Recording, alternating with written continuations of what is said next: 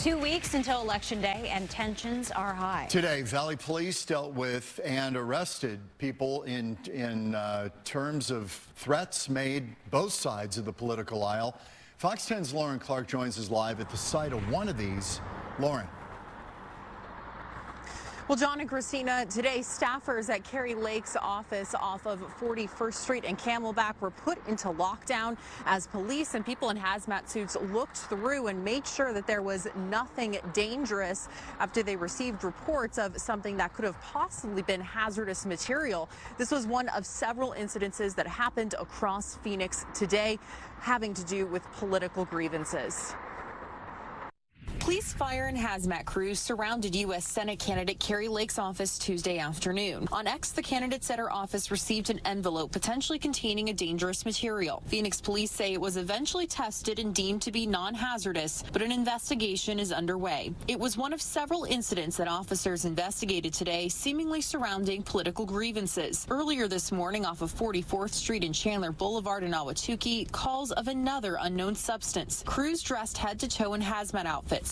Our Fox 10 cameras capturing them handling a political sign near a tree with the words Dems lie. A similar looking sign was found near Ray and 50th Street reading Dems kill Jews. It's unclear if either sign was covered in the substance. It's also unknown who put the signs up or how long they were out there. Phoenix police did not respond to a list of questions about both incidents, only saying they were under investigation. Phoenix police stress there's no risk to the public. An attempt be an arrest following online threats to Donald Trump Jr. and conservative activist Charlie Kirk, who were in the Valley for a rally last week. Officers say 24-year-old Daniel Ashby's, whose mugshot is unavailable at this time, sent threatening statements in response to a mass messaging system asking for RSVPs to the event.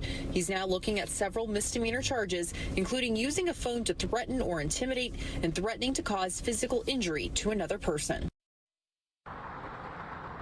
And police did not answer any questions about any possible links surrounding any of the incidences. We will continue to push for answers on all of these instances.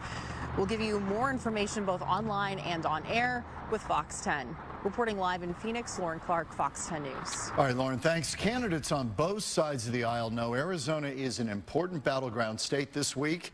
Evidence of that, a flurry of visits from candidates and representatives for both presidential campaigns. But today it was Republican nominee Vice President JD Vance who spoke to supporters in Peoria. Fox 10's Ashley Rodriguez joins us from Tier Tactical, where he spoke, with more. Ashley. We actually moved to Phoenix at this point, but you guys both know that it's pretty late in the game. Most people already know who they're going to vote for. Some have already voted, others have not voted. So the strategy for both campaigns, Harris and Trump, is really the ground game. They want to motivate the base to make sure that they actually show up to the polls on Election Day. Hours before JD Vance was set to speak, the line to get into Tier Tactical in Peoria wrapped around the building. The people who make up the Republican base excited to see their candidate for vice president in the flesh. He is so smart and so good, and he's the future for this Republican Party. These voters know Vance's talking points. That's what Donald Trump and I are going to do. Fight for you every single day. We're going to make groceries more affordable. We're going to make housing more affordable. We're going to make the American dream more affordable. And most have already voted. I voted yesterday, and all the people that I know that have the same likes and interests, they've all voted. I have voted. I voted on the second day of early voting. Many believing this election is the most important of their lifetime. If Trump doesn't win, it's over. But others haven't. Have you voted yet? No. I have not. I have my ballot at home, so I'm going to be filling that out this week and delivering it. It's for these people, candidates continue to crisscross the country, with local Republican candidates piggybacking off the opportunity presented by Vance's visit, from school board races to state senate. And I want you to commit to getting 9 people out there to the polls. There may be some low information voters, right, who haven't decided, but there are very few and far and in between. Did you already vote? No yet. What could Kamala do in the last hour to get your vote? Could she do anything? Nothing. Nothing. You said you're a moderate, so what could Kamala do in the last hour to get your vote? Nothing. Political analysts say Harris and her Democratic surrogates are stumping to expand the base, targeting moderate Republicans and the Church of Jesus Christ of Latter-day Saints community, whereas Trump and Vance are targeting the weakest portion of their base, young men who may get a little lazy come Election Day. Here's the scenario that I want you to consider, and I don't mean to give you nightmare fuel here, but I'm going to do it. We wake up on November the 6th, and Kamala Harris is barely elected President of the United States by a 700-vote margin in the state of Arizona. Think about that and ask yourself what you can do from now until then to make sure it doesn't happen.